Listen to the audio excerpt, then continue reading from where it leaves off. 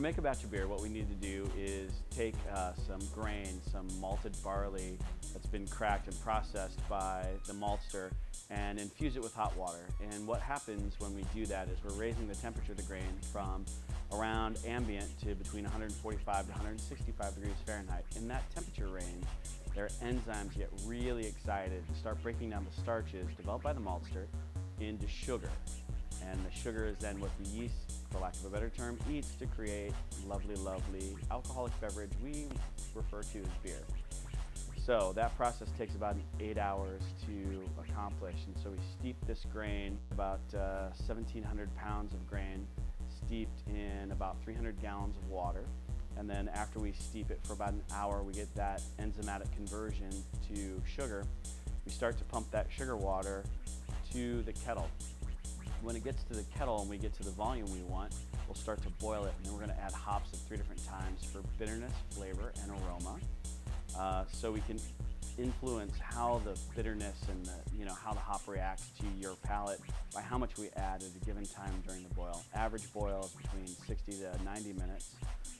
After that time, we're going to pump that sugar water that now has been boiled, that has hop acids and oils in it, into a whirlpool tank. And the whirlpool tank is going to separate the hop vegetable matter from that lovely sugar water.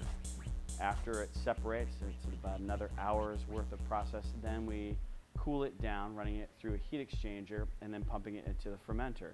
At the same time, we're going to add yeast, and the yeast is going to eat that sugar source and create beer.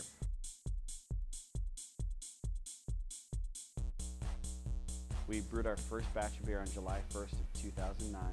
That first year we did 500 barrels of beer, which is equal to 1,000 kegs. 2 kegs equal 1 barrel. Then 2010 we did 5,000 barrels of beer, 10,000 kegs. Last year we did 10,000 barrels of beer, or equivalent to 20,000. This year we're looking to do about 18,000 barrels. But the demand here in Indianapolis is continuing to take up every bit of beer that we can make, which is an awesome thing. We're very humbled and very thankful.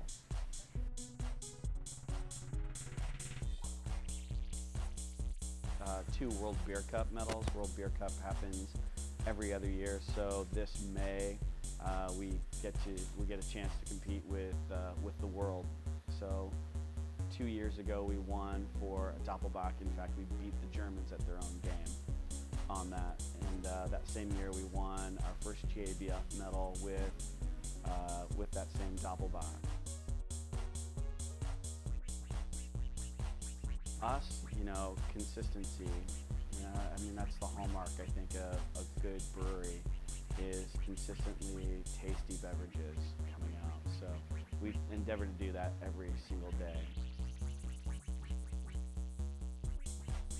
One of them would be the state legislature currently, where we have a ceiling limit of 30,000 barrels per year. That got changed last year from 20 to 30. At our present rate of growth, we'll probably be there in about 2 years.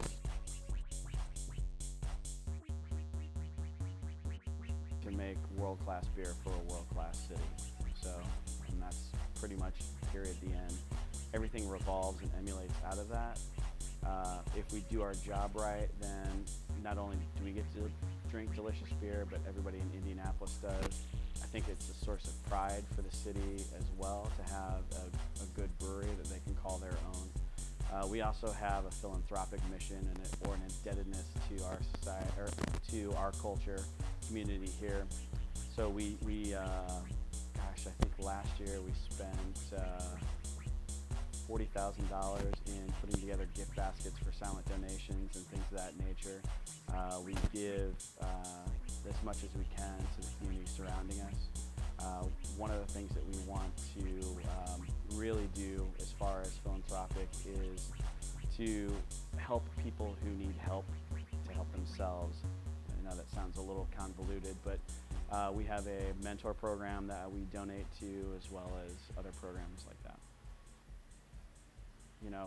We're trying just to make the best beer we can.